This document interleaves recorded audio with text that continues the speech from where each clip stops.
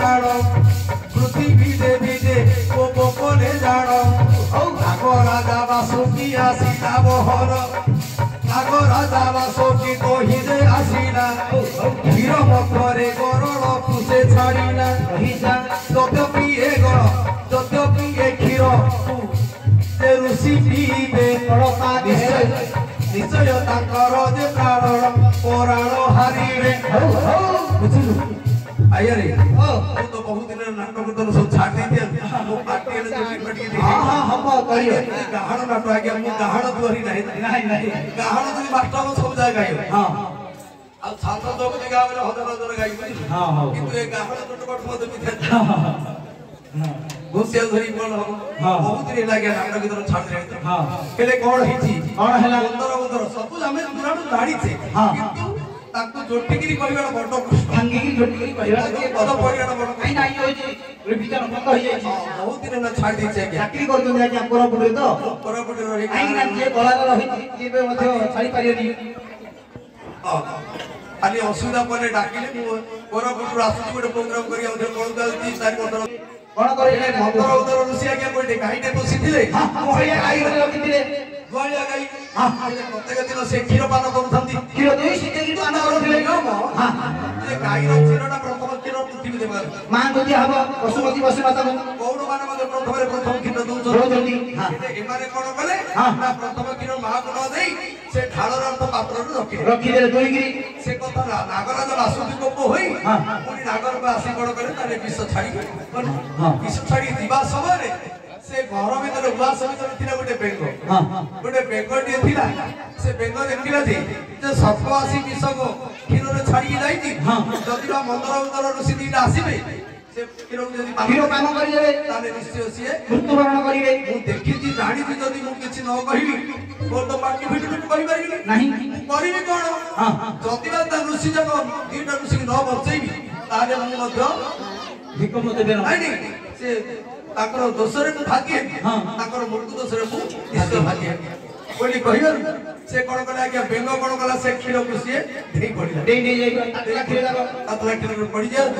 एने कोन जी दा मंदर उतर आसीले लेकिन क्षीर भीतर गोटे बेंगटे पड़ी पिए बे गले पीलेनी कोन बे पीलेनी काहे बेंग काहे पड़ी बेंग पड़ी जाई छी आज केड़ बड़ काम करजु बेंग भाबिला ए जीवन पछे नरक पड़ी थाउ जगत को थारे हेउ मु सिना मोर जी ताके दीटा बंदी पहुंचे दिबी एने कोन हेले ऋषि कोन कले ना जगत थारे जानि पाले ना सर्प आसी विष छाड़िया जगु ए बेंग हमर उपकार करी आज से निजे मृत्युवरण करिछि यदि हित काम नै करिथु तार कोन सुंदर छै होई जबि माई बाबुरा से कोनला ना चित्ते की पड़ी बेंग माले सब चित्ते मरियो बेंगवती कन्या ही जन्म हेटा बेंगवती कन्या तो बड़ हो जाईती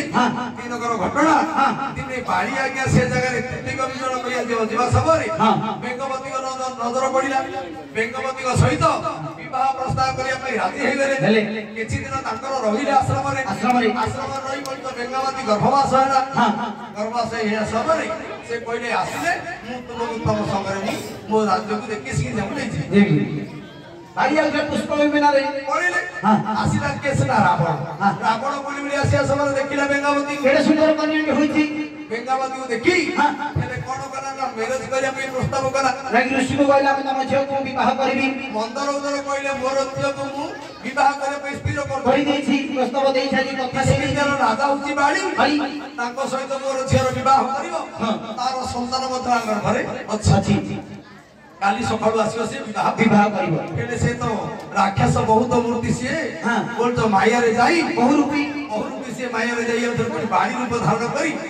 आसी पुणी आसे बेंगवती सब विवाह करिला मु बाड़ी आसीली मते तब झियो विवाह कर कन्या को तमे प्रदान करो के रावण विवाह करले बाड़ी विवाह हेनी केवल ताको से तो प्रीति को चिंता को गर्भवास चोरी प्रीति करी जी रावण आसीले मु विवाह कर रही धरी पड़ी हां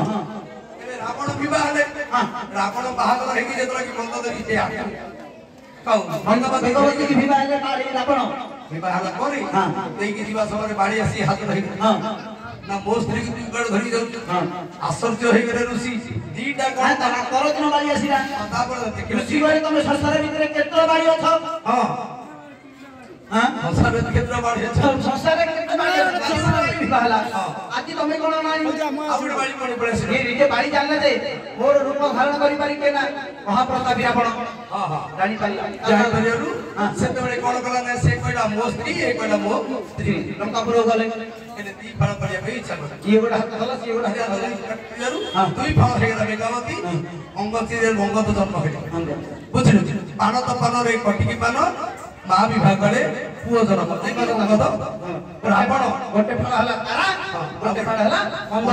मंद कर्म करिया देखो मंद करी नामटी हला तारा हटे हला उलटी को आगे रखिला बाई हला